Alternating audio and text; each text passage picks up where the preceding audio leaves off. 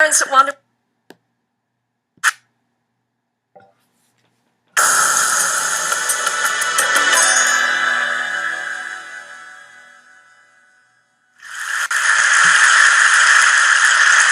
So I was trained to become a gymnast for 2 years in Hunan, China in the 1970s. When I was in the first grade, the government wanted to transfer me to a school for athletes, all expenses paid. But my tiger mother said no. I was trained to be a gymnast for 2 years in Hunan, China in the 1960s. The governor at the time wanted to send me to a school for athletes, all expenses paid, but my tiger mother said no. My parents wanted me to become an engineer like them.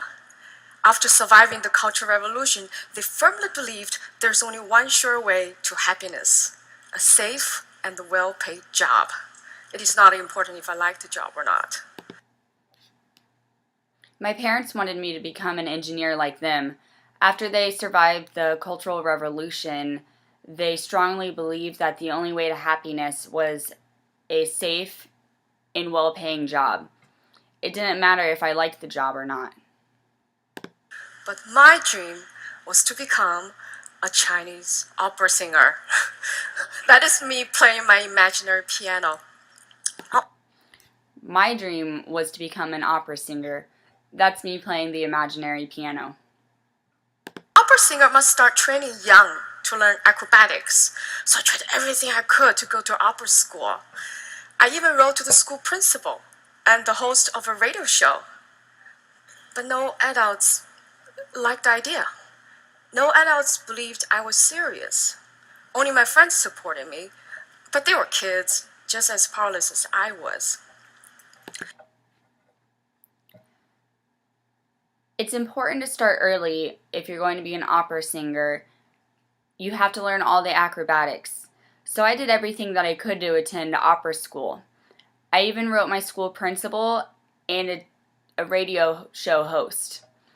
But no adults believed in me or thought I was serious. Only my friends supported me, and they were just children, powerless like I was. So at age 15, I knew I was too old to be trained. My dream would never come true. I was afraid that for the rest of my life, some second-class happiness would be the best I could hope for. So at age of 15, I knew that my dream of becoming an opera singer would never come true.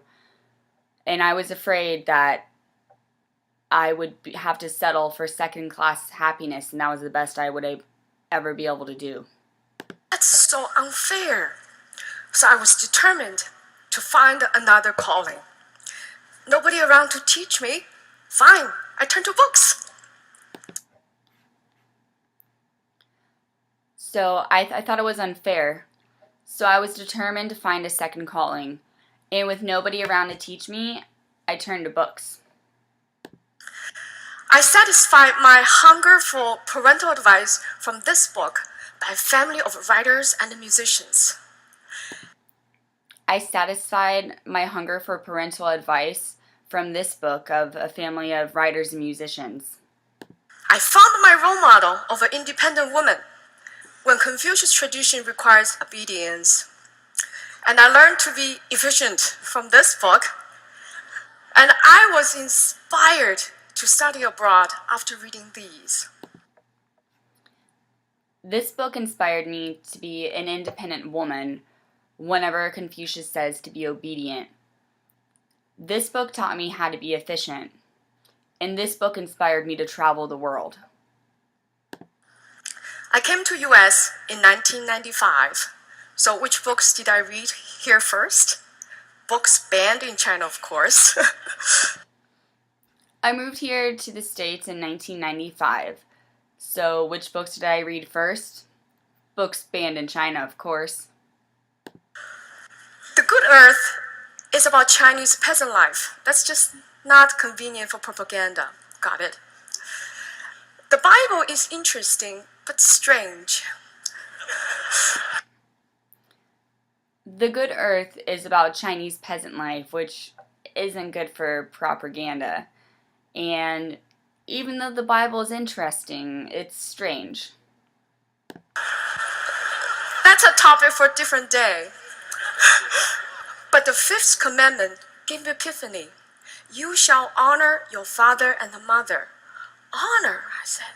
That's so different and better than obey.